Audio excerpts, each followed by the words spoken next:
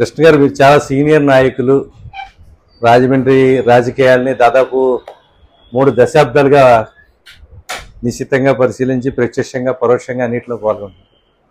ఇప్పుడు జరుగుతున్న రాజకీయాలు చూస్తుంటే ఏమనిపిస్తుంది అంటే, ఇది ప్రస్తావించడానికి రీజన్ ఇటీవల జరిగిన జనరల్ ఎలక్షన్ ఒక ఎత్తు అయితే, ఆ తర్వాత వెంటనే వచ్చిన Aryapuram cooperative bank urban bank ఎన్నికలు, మళ్ళీ ఆ తర్వాత జాంపేట కోఆపరేటివ్ అర్బన్ బ్యాంక్ సంబంధించి ఏకగ్రీవం, మరో 15 రోజుల్లో ఛాంబర్ ఆఫ్ కామర్స్ కొత్త కార్యవర్గం కూడా ఏర్పాటు కాబోతోంది.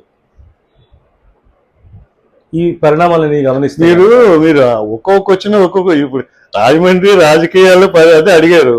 మళ్ళా ఛాంబరు ఈ నేపథ్యం ఎందుకు చెప్తున్నా అంటే, కోఆపరేటివ్ అర్బన్ బ్యాంకులో ఎన్నికలు జరిగినప్పుడు టీడీపీ వైసీపీ వాళ్ళు సేవ్ బ్యాంకు టైటిల్ పెట్టుకున్నప్పటికీ టీడీపీ వైసీపీ వర్గాలే తలపడ్డాయి. ఆర్యాపురం కోఆపరేటివ్ బ్యాంక్ తర్వాత జాంపేట కోఆపరేటివ్ అర్బన్ బ్యాంకు వచ్చేటప్పటికి పాత సాంప్రదాయం ప్రకారం మేము నగరంలో అందరినీ కలుపుకుని వెళ్ళాం కాబట్టి అన్ని పార్టీలో ఉన్నారు, ఇది బ్యాంకు శ్రేయస్సు దృష్ట్యా అని చెప్పి మీ సిటీ ఎమ్మెల్యేగా ఉన్న ఆదిరెడ్డి శ్రీనివాస్ గారు ఒక క్లారిఫికేషన్ ఇవ్వడం జరిగింది. ఇప్పుడు రీసెంట్గా జరగబోయే ఛాంబర్ ఎన్నికల్లో కూడా ఒక మహాకూటమిగా అంటే వైసీపీతో కలుపుకుని ఏకగ్రీవం చేయడానికి ప్రయత్నాలు జరిగింది. ఇవన్నీ చూస్తే ఏమనిపించింది మీరు అంటే, ఎప్పుడో జక్కంపూడి రామ్మోహన్ రావు గారు మీరు తలపని రోజుల నుంచి ఈనాటి వరకు జరుగుతున్న రాజకీయ పరిణామాలు ఈ విధంగా అర్థం చేసుకోవాలి. అవును, మొదటి నుంచి కూడా నేను చెప్పేది ఏంటంటే, ఫైనాన్షియల్ ఇన్స్టిట్యూట్స్ అంటే కోఆపరేటివ్ బ్యాంక్ లాంటి వాటిల్లో కానీ ఛాంబర్లో కానీ రాజకీయాల ప్రమేయాలు ఉండకూడదు అని చెప్పేసి, అంటే రాజకీయాలతో కలుషితం కాకూడదు అనేది బుద్ధి అనే నా ఫస్ట్ నుంచి కూడా నేను అనేది. ఇప్పుడు సపోజ్ అదే ప్రయత్నం ఏదైతే జాంపేట కోఆపరేటివ్ బ్యాంక్ జరిగిన ప్రయత్నం అయితే ఏదైతే ఉందో, వాసు చెప్పినట్టు అందరినీ కలుపుకుని వెళ్ళి అన్ని పార్టీలతో కలిపి చేస్తున్నామని అన్నట్టు, అదేవిధంగా ఛాంబర్కి జరుగుతున్న ప్రయత్నాల గురించి అదే ఆర్యాపురం బ్యాంకు కూడా జరిగి ఉంటే, ఇప్పుడు ఎలక్షన్ ఖర్చు దగ్గర 70 లక్షలు 80 లక్షలు ఖర్చు అయిందని పేపర్లో చూసాం. ఆ ఖర్చు ఎవరిది? వాళ్ళదే కదా. అక్కడ దాంట్లో మెంబర్స్ డిపాజిట్దారులే కదా డబ్బు అంతా కూడా. ఆర్యాపురం బ్యాంక్ అంటే జమీందారులు కాదండి, అది సామాన్యులది. సామాన్యులు చాలా బిలో పావర్టీ లేని వాళ్ళు చాలా ఎక్కువ మంది ఉంటారు అక్కడ ఆర్యాపురంలో కానీ, అన్నపూర్ణంపేట కానీ, సీతంపేట కానీ, తుమ్మలావు కానీ, ఇలా ఏరియా నుంచి ఎక్కువ ఉండేవారు. గతంలో కూడా కొన్ని చాలాసార్లు రాజకీయాలతో సంబంధం లేకుండా అవి జరిగేది, ఎంపిక అంతెందుకు మా నాన్నగారు గణేశరామూర్తి గారు ఆర్యాపురం కోఆపరేటివ్ బ్యాంకు చైర్మన్గా ఆయన ఎలక్ట్గా ఎంపిక చేశారు. ఎందుకంటే అందరూ కలిసి అన్ని పార్టీలు కలిసి చేశారు. అది ఒక మంచి సంప్రదాయం అది. ఆ తర్వాత ఆయన కూడా బ్యాంకును అభివృద్ధి చేయడం, అది నేను చెప్తే సోత్కర్ష్ కింద ఉంటుంది, జనగలు తీస్తుంది. సో అదే విధంగా ప్రయత్నం జరుగుతుంటే బాగుండేది అక్కడ కూడా. మరి ఆ కారణాలలో అంటే నేను ఇంటర్నల్గా ఏం జరుగుతుందో అనేది విషయాల్లో నాకు తెలియలేదు. జాంపేట విషయంలో మాత్రం జరిగినందుకు మంచిది. అది రేపు ఛాంబర్ ఆఫ్ కామర్స్లో కూడా రాజకీయాలతో సంబంధం లేకుండా అందరూ కలిసికట్టుగా, ఎందుకంటే వ్యాపారస్తులు రాజకీయాలు ఏంటండి? వ్యాపారస్తులు ఏంటంటే రేపు పొద్దున్న మేము పలానా వాళ్ళు వచ్చి బెదిరిస్తున్నారంటే మళ్ళీ ఏమైపోతుంది అనుకుంటా అనే టైప్ ఉంటాయి. కొంత రాజకీయ నాయకులు వ్యాపారస్తులు ఒకటే పెరిగిస్తారు. కరెక్టే, రాజకీయ నాయకులు వ్యాపారాలు చేయకూడదని ఏం కాదు. రాజకీయాలకి వ్యాపారాలకి సంబంధం ఉంది, వ్యాపారాలకి రాజకీయాలకి సంబంధం ఉన్న రోజులు నడుస్తున్నాయి. ఇదివరకంటే ఒకటే ఉండేది వాళ్ళకి. మరి మీరు ఫస్ట్ లో అడిగిన క్వశ్చన్, గతంలో రాజకీయాలకి ఇప్పుడు రాజకీయాలకి ఏంటి పోలికేనా లేకపోతే దాని మీద వ్యాఖ్యానం అడిగారు మీరు. అవును, రెండు చూశారు కదా. నేను రెండు చూసాను కదా. అప్పుడంటే నేను ఎప్పుడు చెప్పేది ఏంటంటే, గతంలో రాజకీయంగా ప్రత్యర్థులు ఉండేవాళ్ళం. నేను రామ్మోహన్ ఉన్నామంటే దెబ్బలాడుకునే వాళ్ళం, రోడ్డు మీద దెబ్బలాడుకునే వాళ్ళం రోజులు ఉన్నాయి, మహాబాహి దెబ్బలాడుకునే రోజులు ఉన్నాయి. అలాగే పత్రికా ముఖం కూడా మాట్లాడుకునే రోజులు, నువ్వెంత అంటే నువ్వెంత అనేసి. అయితే పర్సనల్ గా వేరే వ్యక్తిగతంగా అయిన శత్రుత్వం ఉండేది కదా అప్పుడు. ఇప్పుడు రాజకీయ ప్రత్యర్థి అనే మాట పోయి రాజకీయ శత్రుత్వం వచ్చేసింది. అది జగన్మోహన్ రెడ్డి గారి పుణ్యం అనుకుంటామో, లేకపోతే ఇక్కడ లోకల్ గా నాయకుల పుణ్యం అనుకుంటాం, ఏంటో తెలియగాని ఇంకా వాళ్ళ మొక్క వీళ్ళు చూడకూడదు, వీళ్ళ మొక్క వాళ్ళు చూడకూడదు అన్నట్టుగా దాని మీద తయారైంది. అది తప్పది నా దృష్టిలో.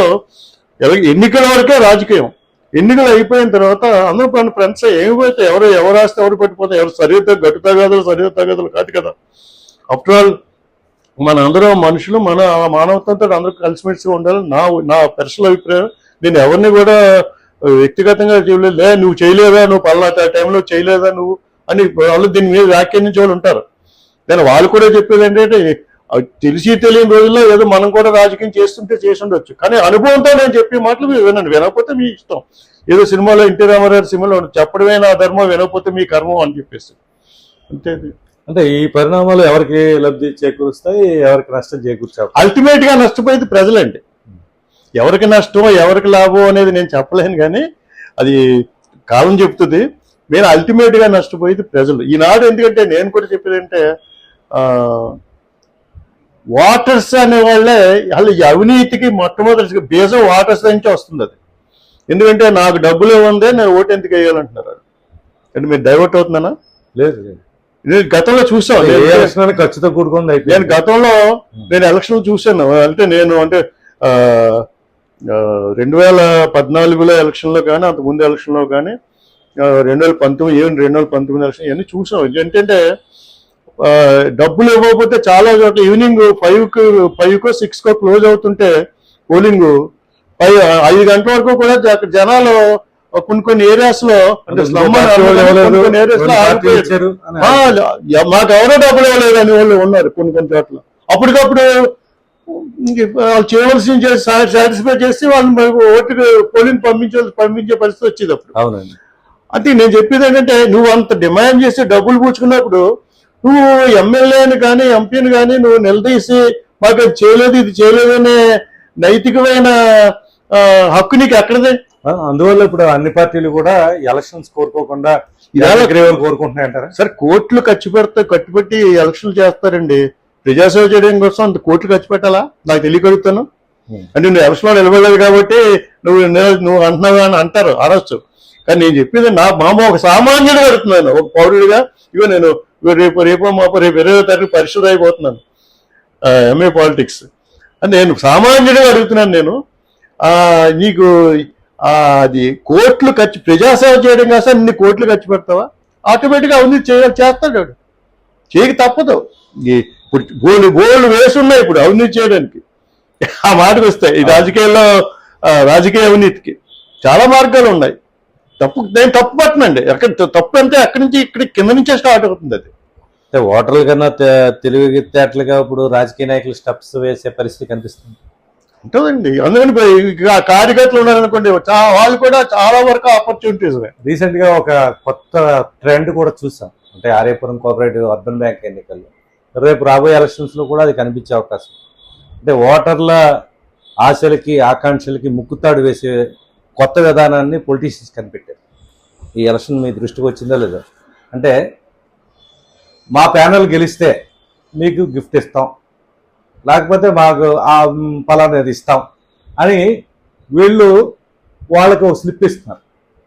ఆ స్లిప్ పట్టుకుని వీళ్ళ ప్యానెల్ వాళ్ళు గెలిపిస్తే కనుక ఇస్తారు, లేకపోతే నష్టపోరు.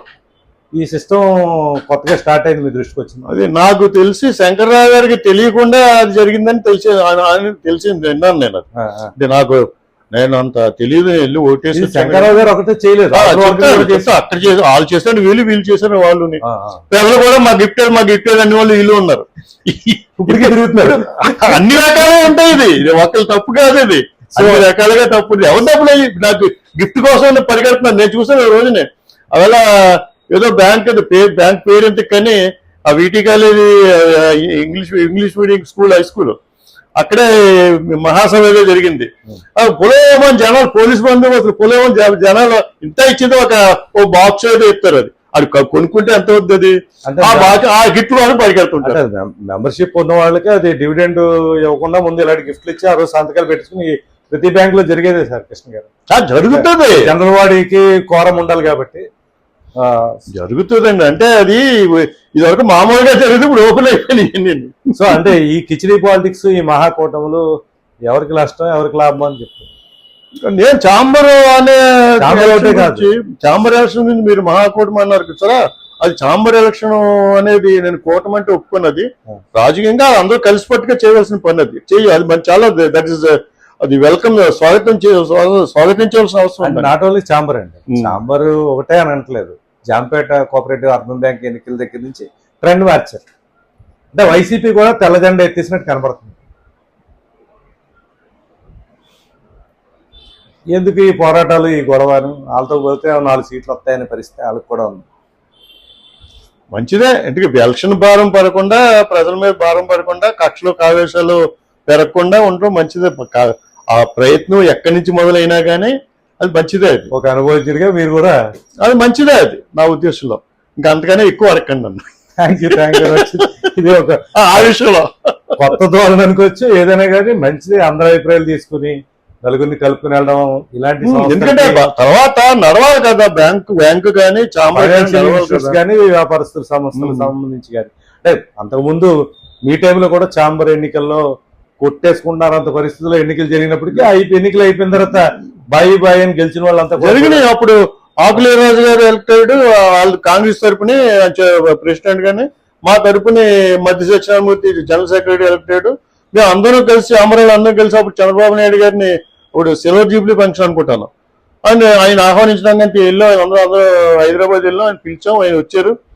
అంటే మామూలే, ఎలక్షన్ అయిపోయిందని మామూలే. ఆ ఎలక్షన్ టైం మాత్రం చాలా తీవ్రంగా అక్కడ మీరు అన్నట్టు ఆ ఎలక్షన్ తర్వాత ఆ ధోరణి ఇప్పుడు ఉండట్లేదు. అది. సో దానివల్ల అందరూ కలిసి పనిచేయడం మంచిదంట. మంచిది. Thank you very much Krishna గారు. మరోసారి మరో అంశంలో మళ్ళీ మిమ్మల్ని కలిసే ప్రయత్నం చేద్దాం. ఇది ఈస్ట్ న్యూస్ కోసం రామనారాయణ. Thank you.